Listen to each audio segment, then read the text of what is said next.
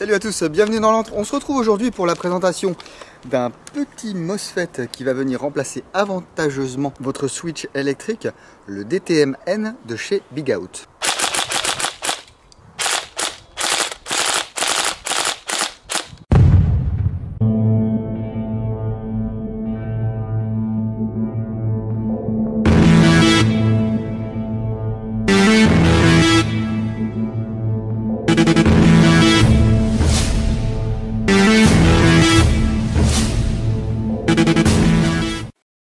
Et avant de commencer cette présentation et ce montage du DTM-N, je tiens à remercier chaleureusement Julien chez Impulse 101 qui m'a envoyé ce MOSFET il y a belle lurette. C'est un MOSFET que vous pourrez vous procurer pour 17 800 yens, ça fait environ 148-150 €. Bigout, c'est une petite compagnie japonaise qui propose donc ce MOSFET DTM-N. Alors DTM, c'est pour Digital Trigger System Match. C'est un système de détente numérique, donc match sportif, qui va se monter dans les M4, HK416, HK417 et SCAR Next Gen de chez Tokyo Marui. Ça remplace le switch mécanique et on va voir tout de suite à quoi ça ressemble. Donc dans la boîte, vous avez un manuel. Alors il est assez complet, par contre, voilà, mystérieusement, comme c'est un produit japonais, il est rédigé en japonais. Vous avez ici des petits flashcodes que je vous mets à l'écran, voilà, si vous voulez les flasher. Ça vous permettra d'aller voir ce qui se passe par là-bas. Alors ce MOSFET, je l'ai depuis un moment, je ne l'ai toujours pas monté, tout simplement parce que je voulais essayer de vous faire des explications claires sur le montage et sur les fonctions.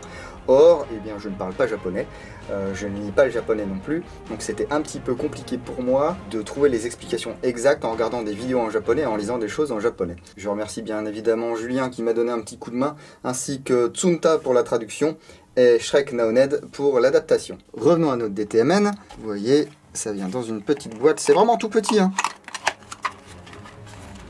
Ensuite c'est dans un sachet, je suppose, antistatique. Donc, je n'ai pas de tapis antistatique. Vous allez avoir un fil de pilotage, deux mini cales qu'il faudra coller sur la gearbox. Et ici le module DTM-N. Et de ce côté-là il y a une isolation. Normalement c'est du drop-in, hein. Vous n'aurez pas à modifier votre gearbox Tokyo Marui. Par contre il y aura quelques petites soudures à faire. Vous voyez, il y a 4 micro-switches pour les différentes commandes et les différentes fonctions. Bien entendu, pour monter ce DTM-N, il va vous falloir une gearbox V2 Next Gen de chez Tokyo Marui.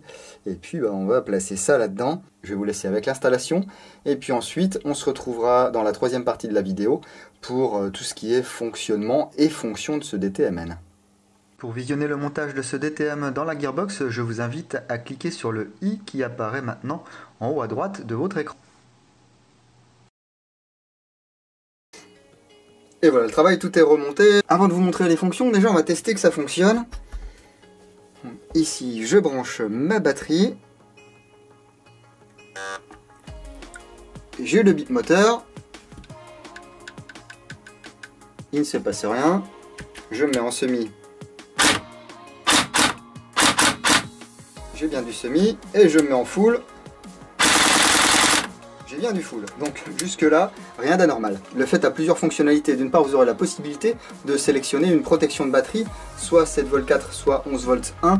Je vous rappelle que les batteries 11V1 sont déconseillées. Si vous êtes encore utilisateur de batteries d'origine, NiCd, NiMH, ou alors que vous utilisez ces adaptateurs comme ceci, genre le Option Number 1, et que vous utilisez des batteries quand même NiCd et NiMH, réglé en 7,4 volts, ça va fonctionner. Le mode numéro 2, ce sera le mode pré-cooking, donc vous avez 8 positions différentes de pré-cooking, ce sera à vous de régler selon vos préférences. Ensuite, le mode numéro 3, ce sera le mode burst, donc pour régler le burst de 3 billes. Alors vous ne pouvez pas régler le nombre de billes, hein, c'est burst de 3 billes ou full. Le quatrième mode, ce sera le mode de contrôle du cycle de tir, c'est-à-dire la vitesse de cycle.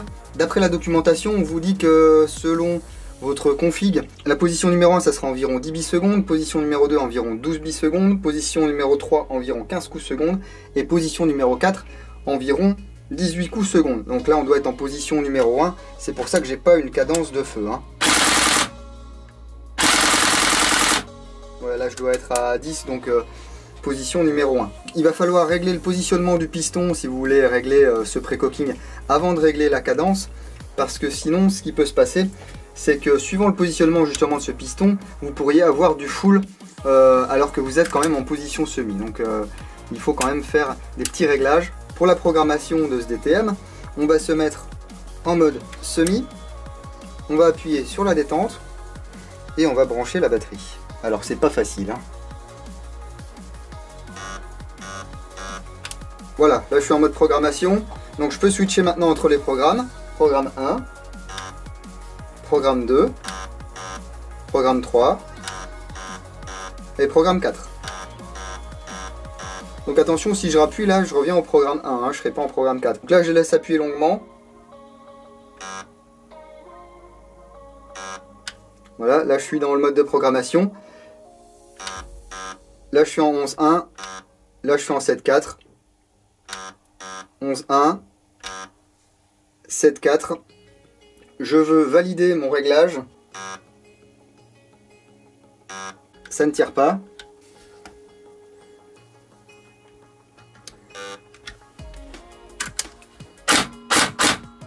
Ça va être le même principe pour le pré-cooking, je ne vais pas vous faire les 8 réglages, hein. Par contre, on va aller voir le burst, donc c'est le mode numéro 3.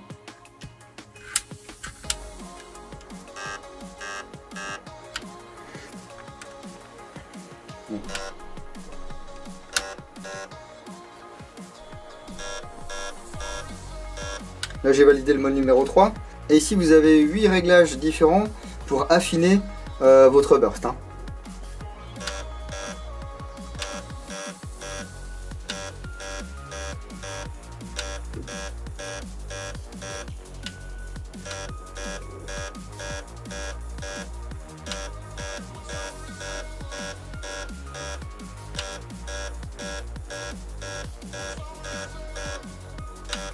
Là on revient à 1, 2, 3, et moi je veux me mettre en numéro 4.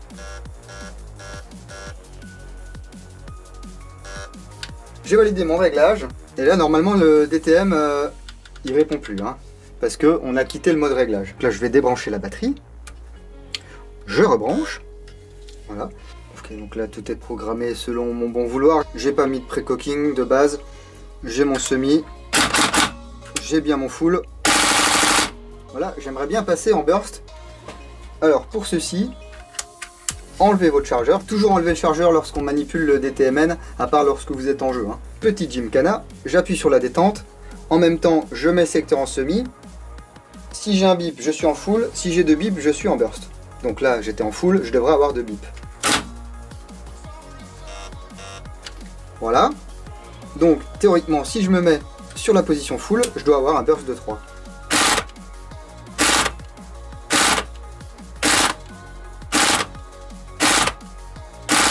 Je ne veux plus de mon burst, je vais faire la même manip.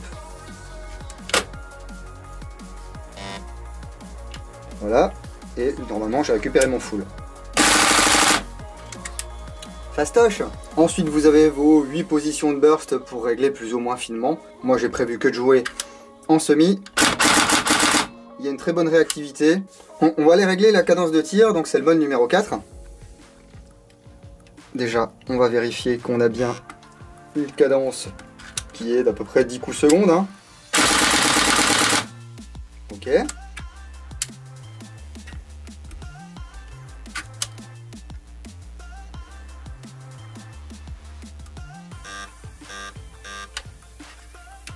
J'ai mes 3 bips, je relâche. Mode 1. Mode 2, mode 3, moi je vais aller en mode 4, donc là je vais rester appuyé. Je suis en mode 4, là comme j'étais dans la première étape du mode 4, si je rappe une fois, il va me faire 2 bips normalement. Voilà. 3, et moi je vais régler au max.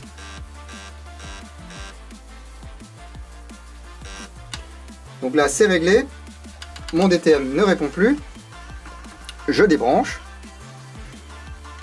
Je rebranche, je me mets en full, et là normalement j'aurai un peu plus de cadence, hein. Tout à l'heure on parlait du pré-cooking, donc je ne suis pas rentré dans les détails, je vous ai dit qu'il y avait 8 positions différentes, ça sera à vous de voir. Le mieux si vous avez un cylindre percé, ce sera d'enlever le upper et de faire vos tests avec le upper ôté, avec vue sur votre cylindre. Comme ça vous pourrez voir le recul de votre piston et tuner vraiment au maximum selon vos désirs, hein. Donc attention parce que si vous mettez une batterie un peu puissante, si vous avez un pré-cooking qui est un peu élevé, vous allez faire du burst même en semi. Donc là c'est pareil, il faut vraiment affiner selon votre config. Mais le pré-cooking, des fois on peut vouloir le désactiver. Donc ce qu'on peut faire, c'est qu'en partie, voilà, je tire. Super. En fin de partie, je suis en zone neutre ou je suis chez moi, je veux désactiver le pré-cooking ou je veux remettre mon piston vers l'avant.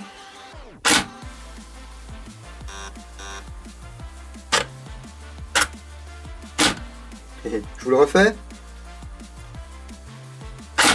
Vous laissez appuyer. 2 bips. Première position, deuxième position. Et là, mon piston est revenu à l'avant.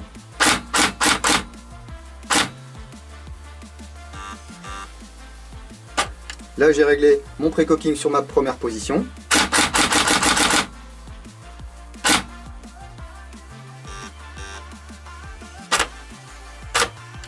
Je suis en pré-cooking, deuxième position.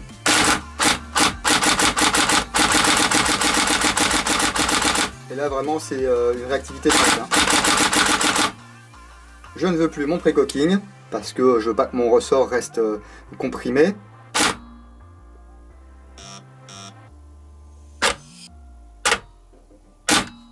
Et voilà le travail. Donc on peut régler sa réactivité, son pré-cooking comme ceci à la volée. Les 8 positions après ça va être pour vraiment, je vous dis, tuner au maximum selon votre système et selon votre batterie, votre réactivité et votre pré-cooking bien comme il faut. Voilà, je sais je me répète un petit peu, mais c'est quand même un système assez particulier, il faut vraiment que vous compreniez le fonctionnement de ce DTM-N. Hein. En ce qui concerne l'arrêt de tir en fin de chargeur, il fonctionne toujours. Là c'est bon, un chargeur vide. Vous voyez, il se met en branle. Là, c'est comme s'il y avait eu encore une bille. Ça ne fonctionne plus. Hop, je change de chargeur.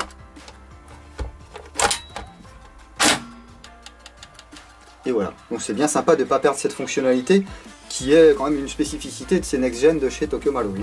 Voilà, on a fait à peu près le tour. Sélection de batterie, mode de pré-cooking, mode de burst.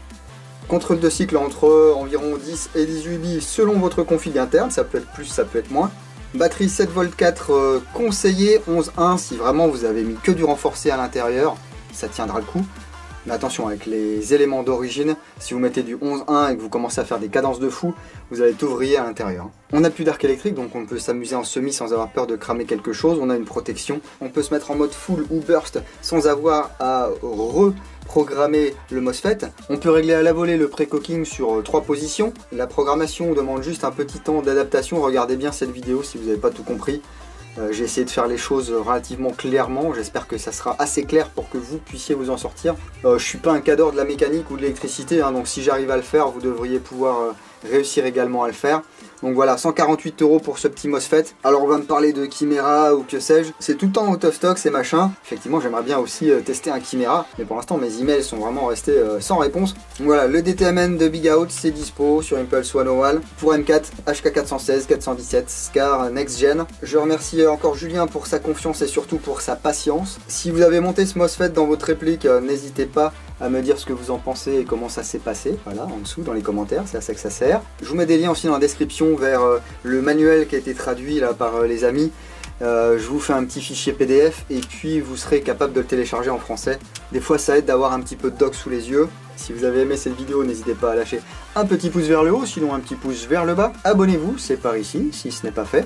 Ça vous permet de ne pas louper les nouvelles vidéos. Après, ce qui est plus simple, c'est de me suivre sur Facebook. Là, je mets toutes les news. Et si vous êtes réfractaire à ce réseau social, vous pouvez également cliquer là en dessous sur la cloche. Ça vous envoie une petite notification à chaque fois qu'il y a une nouvelle vidéo. Voilà, et ben, je vais aller m'amuser avec mon HK416. Ça faisait quelques mois qu'il était démonté. Et puis, je vous dis à bientôt dans l'Entre du Dingo. Bisous.